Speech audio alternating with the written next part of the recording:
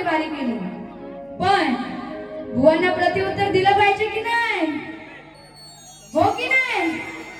हा, आता बुवांनी प्रश्नोत्तराचा विषय काढला, तर बुवा टाइम आपल्याकडे कमी होता आणि त्या घाई तुम्ही बोललात तसं त्या घाईत माझ्याकडनं राहून गेलं, पण न चुकता मी पदाच्या आधी तुम्हाला प्रश्न दिला होता बुवा. तुम्ही ऐकलात की नाही? हा, तुम्ही ऐकलात ना? सगळ्यांनी ऐकलात ना? हा, त्यानंतर सगळ्यात आधी ज्यांचं नाव राहून गेलं होतं घाई ते म्हणजे उत्कृष्ट ढोलकीपट्टू, महाराष्ट्राचे ख्यातनाम ढोलकीपट्टू महाराज श्री पांडुरंगजी सुतार यांना सुद्धा मी माझा शाहिरी मानाचा मुजरा करते. तर या कार्यक्रमाला सुद्धा माझे काका आणि काकी उपस्थित आहेत, तर त्यांना सुद्धा शाहिरी मानाचा मुजरा करते. आणि आता बुवांची खरी सुरुवात करते. बुवा जे काय बोलले त्या प्रत्येक शब्दाला बुवांना प्रत्युत्तर करायचं. म्हणून काय म्हणायचं बघा. आता बुवा पहिले काय बोलतात?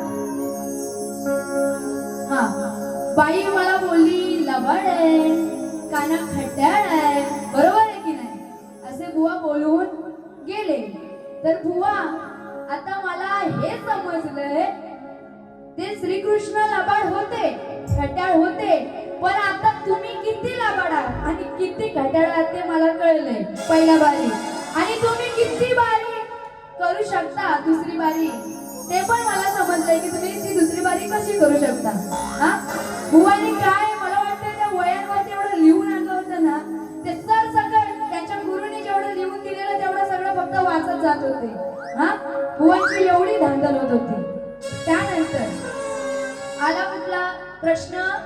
माझ्या गवळणीचा. आता मी गवळण अगदी व्यवस्थित गायले. काय बोलले? दिसला मला लांबना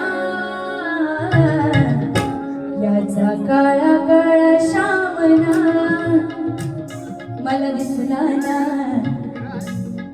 त्यानंतर मी मध्ये बोलले होते बुवा, म्हणून बोलले होते की बाहेर या आणि माझी गवळण नीट लक्ष देऊन ऐका. मी काय म्हणाले होते की ह्या नंदाचा, आता तो नंदाचा पुत्र, म्हणून काय म्हणाले? दिसला मला लांबना. नंतर बुवा काय म्हणतात? हा घ्यायचा होता, ह्याचा का घेतला? मग मी काय बोलले? ह्याचा काळा काळा श्यामना. आता बुवाने हे पटवून दिलं पाहिजे. ह्याचा म्हणजे कोण? तो नंदाचा काना. म्हणून काय म्हणाले? ह्याचा काळा काळा श्यामना, मला दिसला ना त्याचा काळा काळा श्यामना.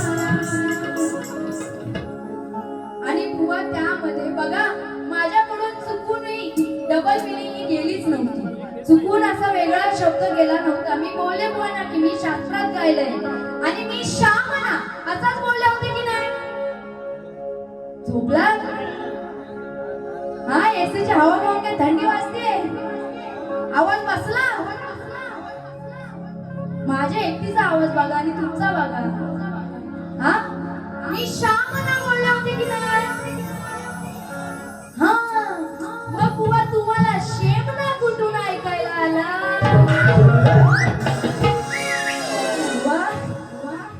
मी अजिबात चुकू नाही हवं तर माझी पहिली बारी तुम्ही नीट ऐका. ह्या सगळ्यांनी व्हिडिओ केलेले आहेत.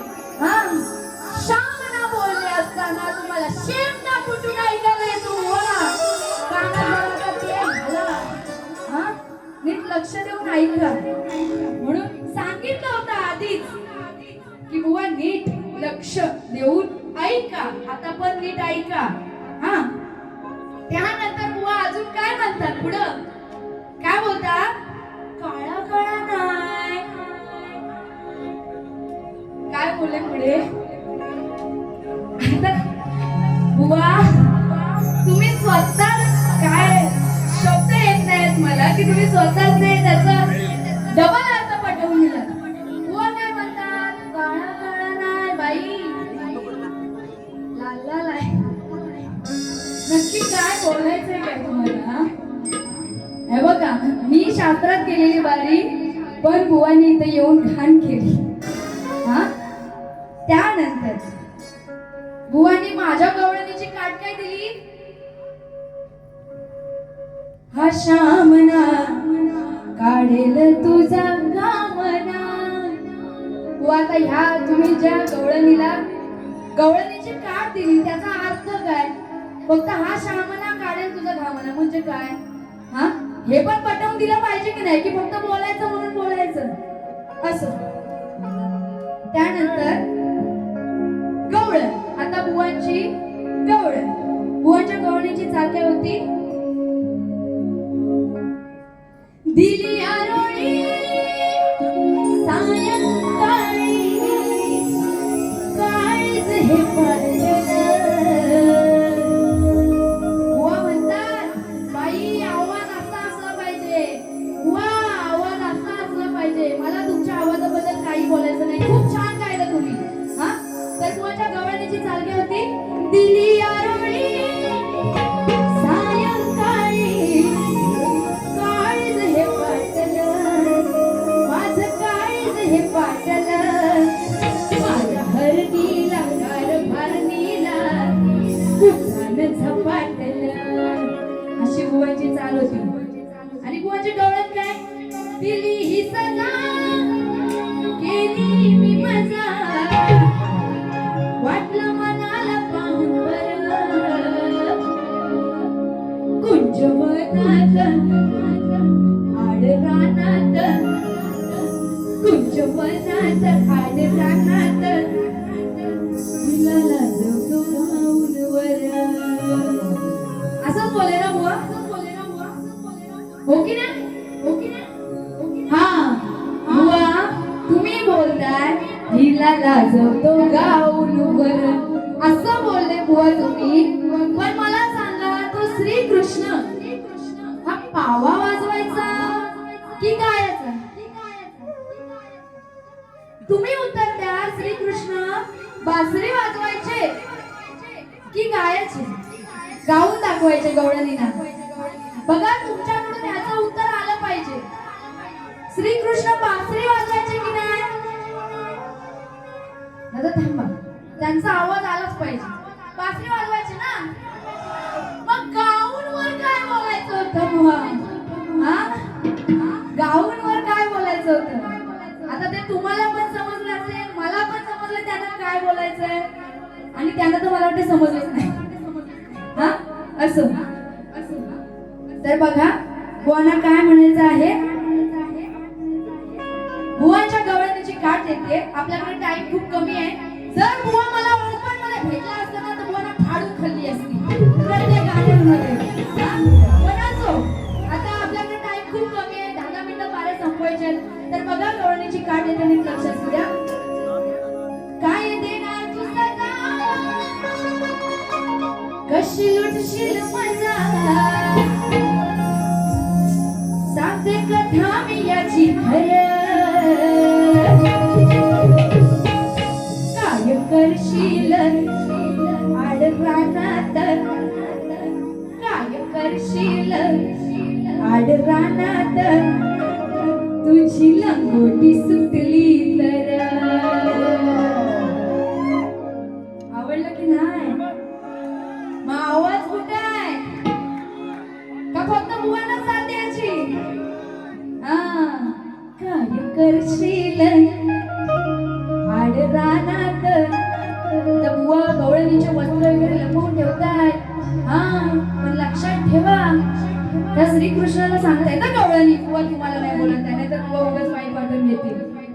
श्रीकृष्णाला गवळणी काय बोलताय?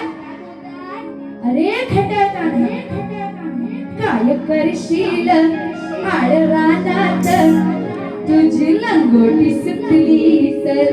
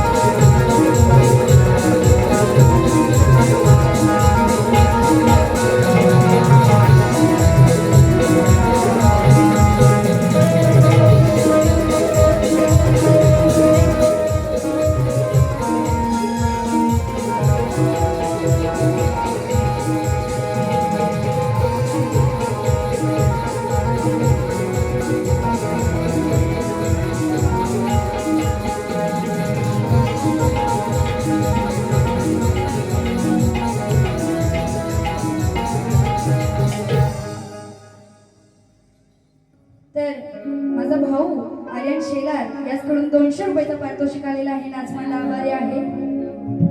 तर बघा, शेवटचं फक्त पदाचं एक ध्रुवपद घेते आणि मी माझी दुसरी बारी संपवणार आहे. आई माझी रायबा देवी या या राम नावाची शान, तुम्ही बघा कशी ती गत झाली. ऐका हो शाहीर तुम्ही बघा कशी ती गत झाली. मन हसून बाई झाली याच्या नाकात नथनी आली. मन हसून बाई झाली याच्या नाकात नथनी आली. मन हसून बाई झाली याच्या नाकात नथनी आली.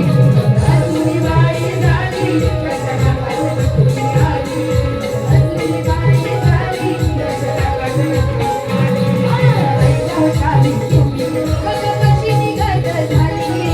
ऐका हो शाहीर तुम्ही बघा कशी ती गत झाली. हसून बाई झाली याच्या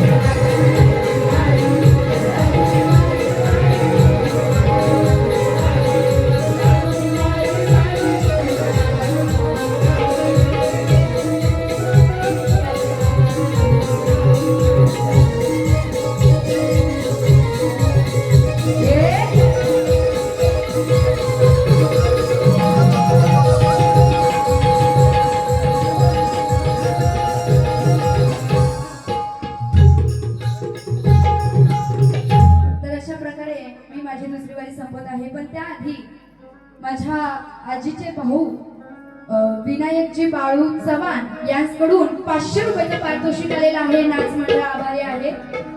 तर तुम्हाला मजा आली की नाही? मग एकदा टाळ्या होऊन जाऊ द्या माझ्या सगळ्या कलाकारांसाठी, या नाचणाऱ्या मुलींसाठी. हा, आणि अशा प्रकारे मी माझी दुसरी बारी